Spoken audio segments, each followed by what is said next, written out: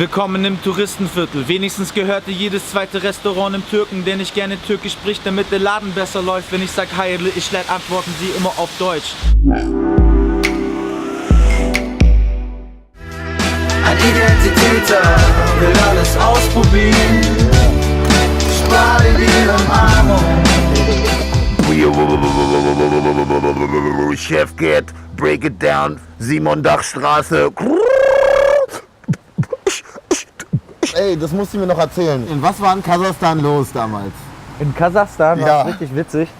Das war so, dass das Goethe-Institut mich eingeladen hatte nach Kasachstan, Kirgisien und ich sollte da einfach Konzerte spielen.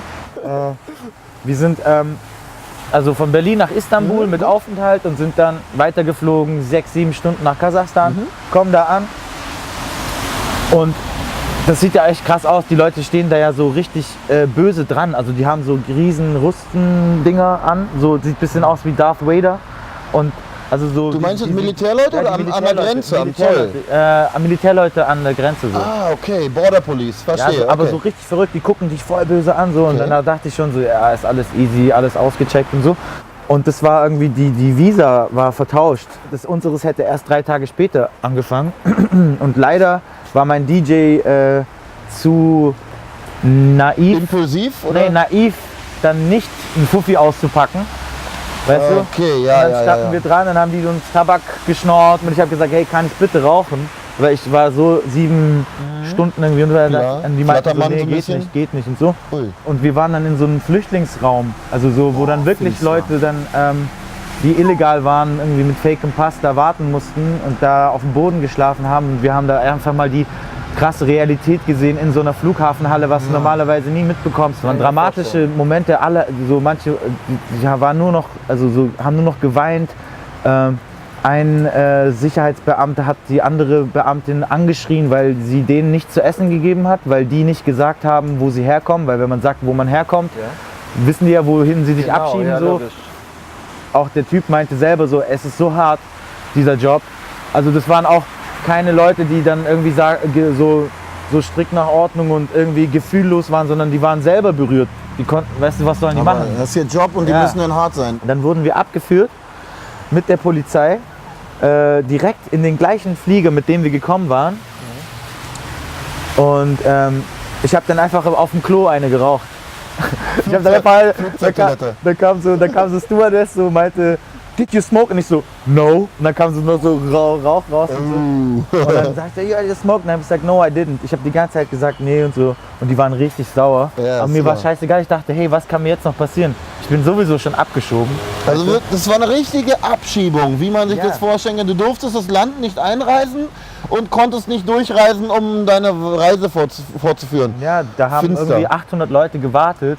Oh Mist. Weißt du? Und ich bin in Istanbul kurz raus, um meiner Schwester ein Geschenk für meinen Neffen zu geben und bin dann durch die Passkontrolle aus Versehen. Das war dann cool, weil ich wurde nach Istanbul abgeschoben, mein DJ musste aber nach Berlin zurück. Jetzt verstehe ich, okay. Und dann stand ich aber so in Istanbul und dann hatte ich sowieso schon, ich glaube schon über 35 Stunden war ich wach. Vorher war ich noch bei Sammy in der Kunstwerkstatt, weißt du? Klar. Und dann war es einfach so, okay, ich muss einfach schlafen. Und dann habe ich einfach gesagt, okay, ohne DJ mache ich da jetzt nicht mehr weiter. Klar. Bin dann zu meinen Eltern gefahren, habe die besucht. Gute Entscheidung. Meine gesamte Familie war dann auch zu Besuch da. Und das war dann so ein Familientreffen plötzlich. Ich meine, die Jungs von Edit Entertainment, die haben dich mit Samthandschuhen angefasst. Du hast da eine coole Base. Das ist voll gut, dass du das auch alles kennst, weil viele wissen das ja gar nicht. Und diese ganze Labelgeschichte hat ja so angefangen, dass ich Amewu kennengelernt habe. Und ich wollte unbedingt ein Album rausbringen und Edit war so die erste Adresse und es war voll cool. Jetzt hast du den Vorteil, dass deine ganzen Booking-Sachen professionell abgewickelt werden über 4Artists. War es mal im Gespräch, dass du vielleicht die EP auch über 4Music dann rausbringst oder so? Ich weiß noch, ich habe letztens erst so ganz viele alte Bilder von mir rausgesucht. Von früher und ich habe so eine Zeitungsartikel gesehen, wo ich 19 war mit meiner ersten Band, die wir hatten und wie ich so sage, ja, bei 4Music, das wäre super und so. Da saßen wir in Stuttgart in diesen Studios und waren voll aufgeregt. Als Jugendlichen hatten irgendwie so eine VHS-Kassette dabei von unserem Auftritt und der wurde angeguckt da im Büro und so und es war voll aufregend. Und inzwischen ist es halt so das Thema nicht durch, aber es ist nicht mehr so ein Riesenziel für mich. Weißt du? Na wenn klar, es passiert, natürlich, klar. dann auf natürliche Art und Weise cool. Ich glaube, mit so Major-Labels irgendwie irgendwas zu machen, ist kein Problem. Es kommt einfach nur drauf an, was jetzt gerade ist. Ich wollte einfach nicht nochmal in irgendwelche Verhandlungen gehen. Ich wollte einfach das jetzt rausbringen, habe das jetzt alles komplett selbst finanziert. Habe ja auch meine Strukturen aufgebaut in den letzten Jahren, habe jetzt erstmal meine Partner gesucht, mit denen ich das machen kann, denen ich vertrauen kann. Und das ist alles auf freundschaftlicher Basis. So. Ich kenne alle seit Jahren, also Perfekt. jede Einzelne, mit denen wir auch einfach mal abends mal zusammen sitzen, wo es gar nicht um Musik geht, Na weißt du? klar. Und das ist mir halt sehr wichtig, dass alles so ein bisschen autark bleibt. Hoffentlich kriegst du trotzdem Radio Airplay. Das Klar, Radio ey. Fritz spielt schön Chefcat seine neue E EP.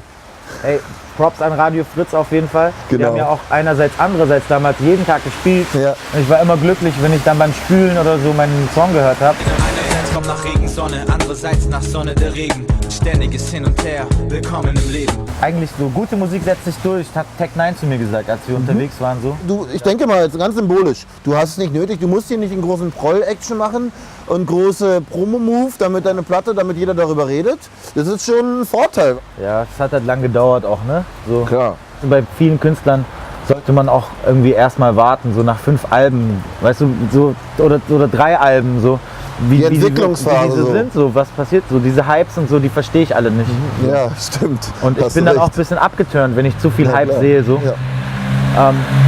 Das will ich auch gar nicht erzeugen. Mal gucken, was passiert. Die Leute sollten auf jeden Fall zu den Konzerten kommen. Komm, wir machen eine Runde um den Block. Ein urbanes Mallorca macht für jeden alle Jobs sicher, komm. Eine Runde um den Block. Ich verende deine Sicht wie der Optiker. Meine Ohnmacht ist praktisch der Grund gewesen für den Song. So, dass diese Waffen ja nicht irgendwie nach 2-mal Schießen kaputt sind, sondern die gibt es noch 50 Jahre.